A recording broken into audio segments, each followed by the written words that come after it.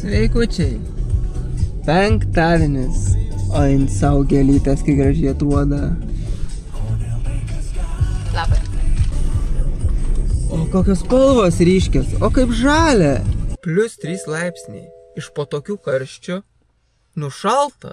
Beje, yra balandžio 25. Mano močiutės gimtadienis. 80 metų vėlios močiutei. Tadam, čia mūsų lovos, bet tai čia atrodo kaip viena lova, ne? Jūs nenorit būti filmuojami? Ne. Tai va, pradžia mūsų lovos. Pasidarėme prieš. Bet tai gražiai supakuotas. Nu, kaip gamykliškai. Matos, kad žmonės labai stengiasi. Išlydėjo meistrus pusę valandos ir surinko mūsų lovas. Ir... Melisa, atsigulk. Apa, kur tu? Tu už grotų. Na, atidarom. Ui. Šiaip kol čiužinio nėra, tai labai sunkiai darosi. Amortizatoriai geri. Tai tokios tos mūsų lovos. Eilinis iki meistriukai nenorėjo rodytis. Kaip čia filmavimo baimė turi. Bet, nu faina. Labai greitai. Labai gražiai.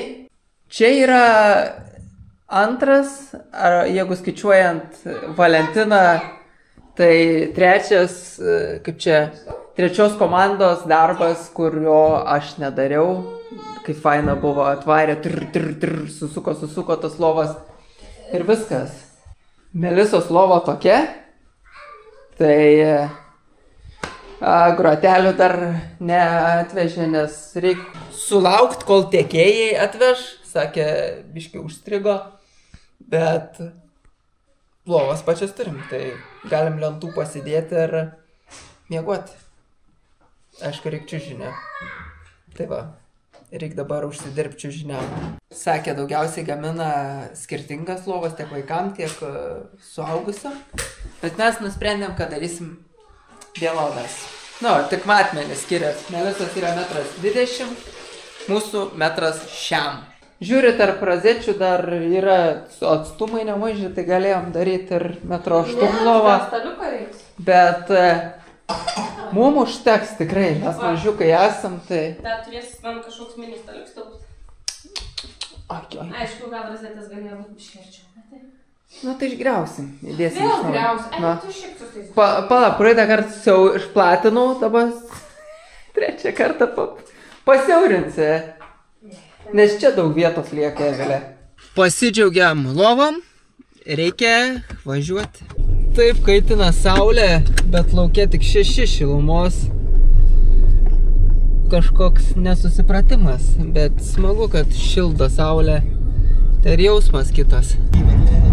Na, ir ką? Važiuojam per miestą ir koks grožis, kai išsprogo šitie pumpurai. Įvažiavome į gražiausią Lietuvoje miesteliumbą. Tai yra į Tytuvėnus. Tytuvėnų centriuke yra labai, žiūrėk, kebabinė kažkokia nematyta, Ai, nauja kebabinė. Reiktų gal išbandyti, bet centriuke labai gražus parkelis yra prie bažnyčios, eina savo toks gražus. Važiuojam į Raseinius, pavalgysim, pagersim kavos ir grįšim namo. Vilė tiek daug žinučių dėl lovos sulaukė, tai mūsų gobelino pavadinimas yra Now or never, ane? Jo. Taip. Tai gerai, kad aš už vairo, tai nes Vilė ištisai. Nu, tai reikia atrašyt? Jo. Bet šiaip tikrai graži lova, nes galvojom, kad kitaip jinai atrodys, bet realybėj gražesnė. Kaip ir keliukas pro Velnių muziejų ir keliukas į Šiluvą. Wow. Tobula. Kaip yra keista Šiluvoj sukt ne link Ariogalos, o į Raseinius. Nes į Raseinius mes labai retai. Iš vis nepamenu, kada čia važiavom. Bet nieks nepasikeitė, nors ir prieš 2 metus čia važiavom. Tas pats kavos aparatas netgi taip pačiai vietoj. Ne, tas pats pakeitė. Ne?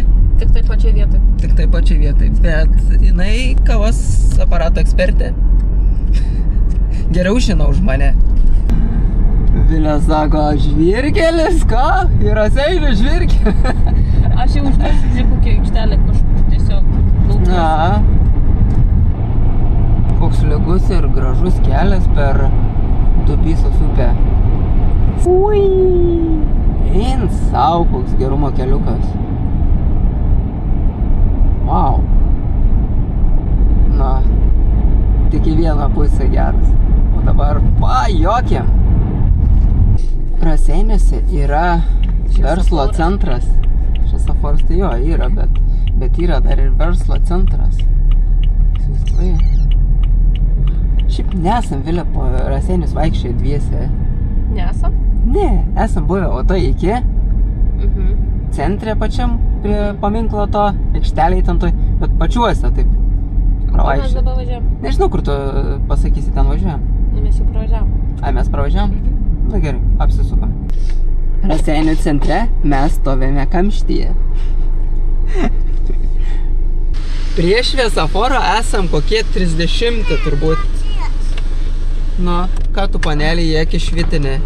Prieš 1000 metų eidavau su sese čia apsiprekyti, tai yra mama, apiprekydavo mūsų mokyklais sąsuliais. Bet tai tokia simpatiškas, tas raudonos durys, No. toks žalis namuks, ai, ir vaikystė toks pat būdavo. Nu bent atsimenu. Gal biškai atnaujina vis tiek, paryškina. Tai atlėkiam į Raseinius. Ko? Kol radome šią parkingą prie kavinės. Apa, auksinė duodu, jeigu reikia. Jo. Močiutės kadras. Ir čia močiutės stalas. Neduok dieve, jeigu numirčiau tokią gėdą. Rimtai. Ką tu? Ką tu? Vilė, tikiuosi nerūkai? Tikrai ne. Šaunuolė. Patiko. Buvo išgerta nemažai šampano, bet 0% stiprumo. Ir vėlia kaip atsipalaidavom, pašokom, patūcinom šitoj šarvojimo salėj Raseinių, bet tai buvo gimtadienis, o ne šarvojimas. Bet smagu, smagu, tokie baliukai smagu. Važiuojam namo ir kai vaizdelis prieki saulė leidžias, vėjo malūnas kyla, toks kranas šalia, wow. Bam. Eint sau. Na, per kamerą to neperteiksi, bet vaizdelis, net sustojam pažiūrėti. Kosmosito.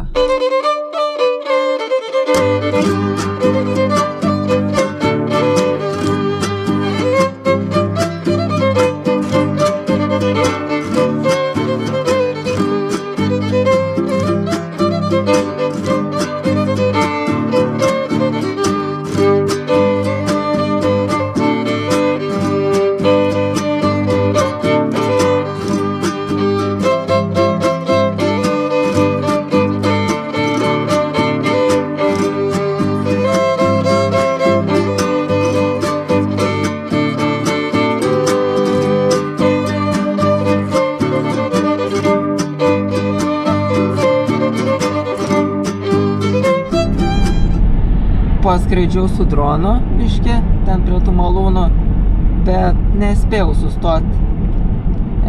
Tuo laiku iškart reikėjo reaguoti, kai mačiau patį gražiausią vaizdą. Nu, bet iš to pasimokinti galima. Kad pamatei, patinka, stok ir filmuok. Dronuok. Ir važiuojam iki statybų. Norim turėti šiemet kelias trešnės, jo žydi, o šią naktį -2 praneša. Tai užmausim maišų. Taip apsaugosim nuo šalnų. Bent jau seniau padėdavo. O dabar kai bus? Sužinosim tik tais po kelių savaičių, kai bus vaisiukai. Tai mūsų naktiniai namai. Hei, geras narcizai pasislėpę pievai. Geltonai šviečia ir varom užmausim maišą ant trešnio. Nelabai kas matos, bet va, užmovėm maišus ant trešnio, ant abrikosai nušalo, ant persiko ir slyvo. Tai šiandien tiek, ačiū, kad žiūrėjot ir... Ekiuk.